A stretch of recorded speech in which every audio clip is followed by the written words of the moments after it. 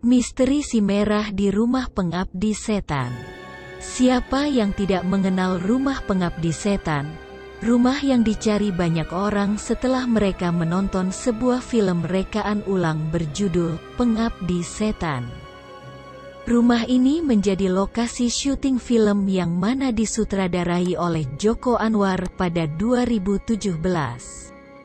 Tidak banyak yang tahu bahwa rumah yang berada di tengah-tengah perkebunan teh Kertamanah Pangalengan, Kabupaten Bandung itu masih menyimpan sejumlah misteri.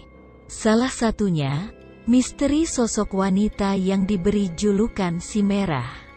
Julukan ini berkembang di masyarakat Pangalengan, Kabupaten Bandung, terkhusus mereka yang tinggal di tengah-tengah perkebunan teh dan tidak jauh dari rumah pengabdi setan.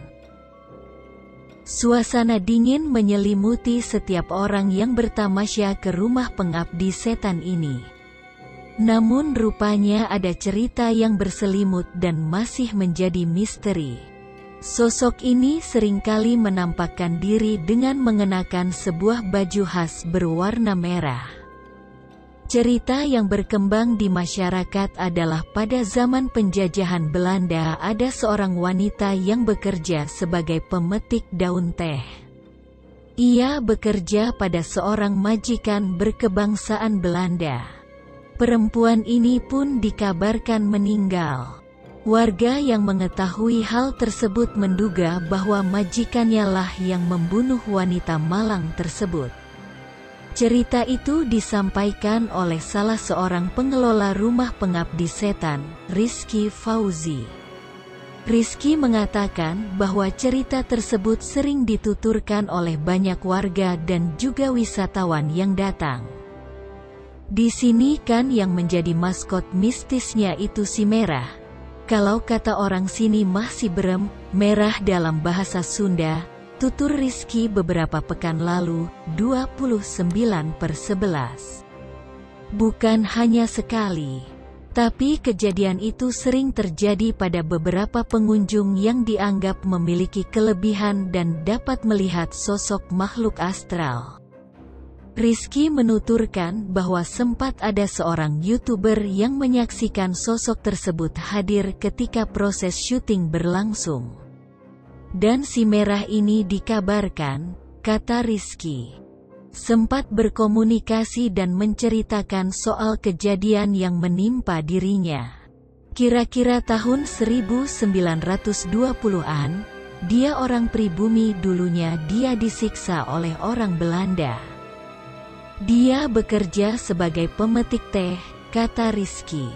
Rizky pun menuturkan bahwa ciri khas merah itu dikarenakan wanita tersebut sering memakai baju merah ketika bekerja.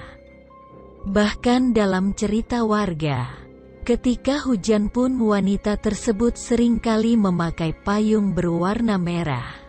Merah itu bukan berarti merah sosoknya, tapi kebetulan dia bekerja memakai baju merah. Waktu hujan juga pakai payung merah, tuturnya.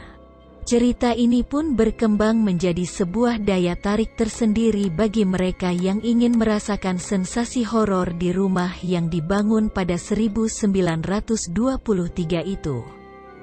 Tak sedikit pengunjung yang tampak ketakutan saat mencoba masuk ke rumah pengabdi setan. Rizky sebagai pengelola mengatakan cerita tersebut bukanlah rekayasa semata, tetapi dialami oleh sejumlah pengunjung dan menjadi cerita di tengah masyarakat.